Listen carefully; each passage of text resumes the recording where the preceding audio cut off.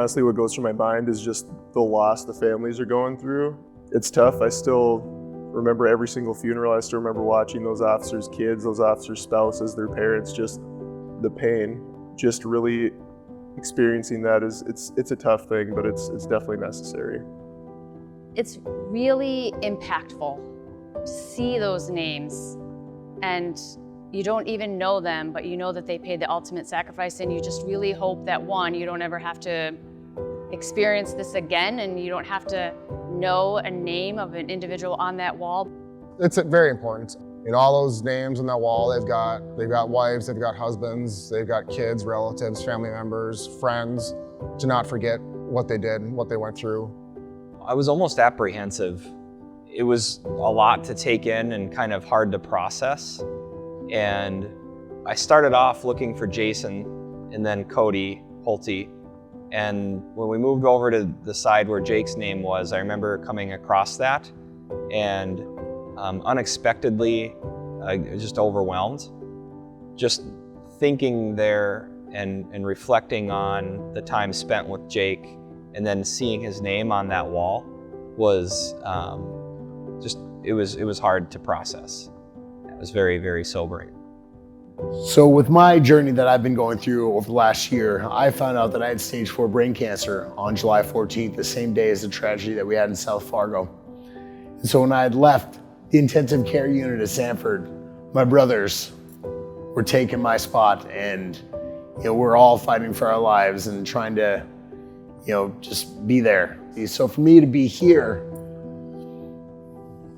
taking part in this great memorial, it's again a way for me to honor their memory and honor their sacrifice when I maybe wasn't able to be there because of my health, but I'm healthy enough now, and there's nothing going to stop me from going to that wall, paying my respects and seeing those names and remembering them for the heroes that they are. So I'm here representing 2 people this week, Jason Moszer as well as Jake Wallin. That in my 10 years of serving with the Fargo Police Department, we've had 2 tragedies that I would never even have thought that one could have been possible, but we have 2. And again, I'm not forgetting any one of them, that I was here with Jason and he was a friend of mine.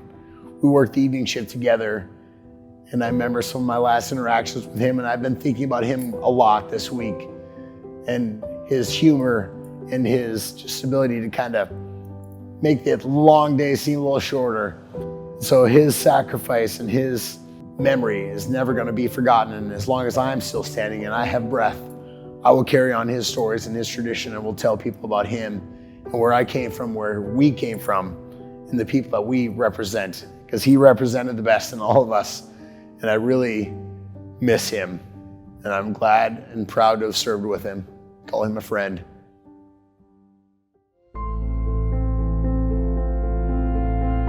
The wall is beautiful, but there's actually something in the museum that touched us more. He's on the wall there of a remembrance wall, but there was also a computer type system where you could type in his name and it would tell his story, and people could leave messages. And so we saw people leaving messages, and we left our own, and that was emotional for us. And on the wall you see the name, but when you go into that new computer system, it gives the story, and it says exactly where you're from, and then the story behind what happened. It hits you a little harder. It was tough to see that. We weren't expecting to see that and read it like that, and that story behind it hits you. It impacts deep, really deep, because it brings you back to what happened.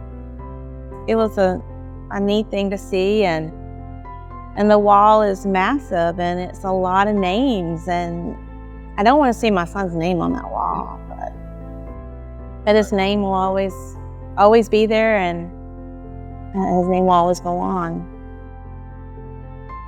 It's always really bittersweet to see those guys, but getting to know them and just the caliber of people that they are is phenomenal.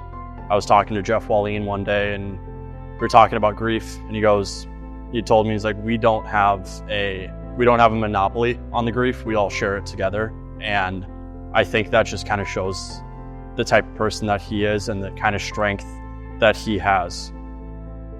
I can truthfully say the impact that they've had on us as a police department is probably more than we've had on them. The strength that they've had through the hardest thing that I think a parent could ever go through has really resonated with a lot of us. I know yesterday they were coming up and giving people hugs and checking on us, and the reality is we wanted to check on them. But the strength that they have has been such an encouragement to us, and we want to make sure we reciprocate that, and we've been doing everything we can by sending so many officers out here to just care for them. And that doesn't end after the memorial, that doesn't end after the 1 year. Jake came to serve and protect the community, and we're not gonna forget that.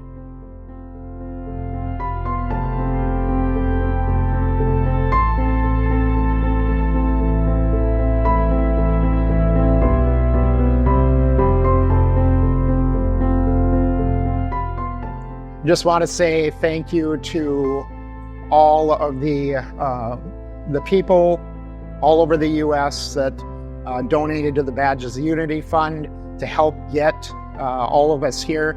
It means so much to all of us for your donations to help make all of this possible.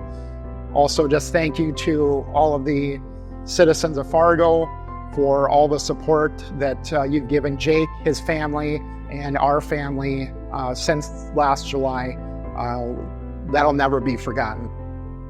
There's so many great causes in Fargo that people can donate their hard-earned money to, and they donated it to us and wrapped their arms around us so that we could mourn Jake in Washington, D.C. And those donations, that generosity it's not lost on me or any of us, and we're very grateful for that. As a recruiter, when I go to different recruiting events, that's one of the first things that I talk about, how supportive our community is. I feel very fortunate to work in Fargo. We're really fortunate that our community is so generous and that they supported these efforts. I just think this is really good for the group that got out here. We've got a very large contingent. Again, very fortunate to be able to do that as a result of our community, and that's going to help a lot of folks. And even the ones that didn't make it are going to hear from the ones that were here, and they're going to understand how therapeutic this was and kind of get, I think, a broader perspective of the importance of what we do, and that in spite of or negativity that you might see out in the world, there is a large part of our country that supports what we do and supports us in our profession.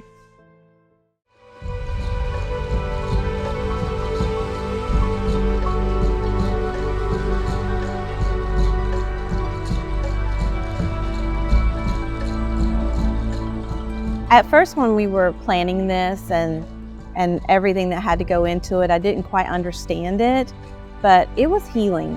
I don't want to say closure because we're never going to have closure, but to be able to meet and get to know people and the counseling sessions and to celebrate who our children were. I'm so glad and thankful that we got this opportunity.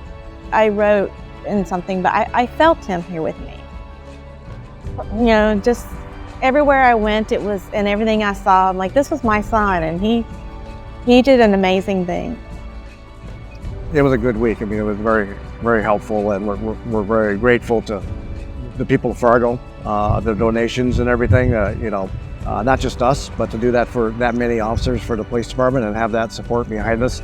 We can't say more than enough to say thank you to Fargo and everybody that made this possible. I mean, you just don't know what it means to us, but also what it means to the officers, I think, that got to come. I think it means a lot to everybody, and it's going to help.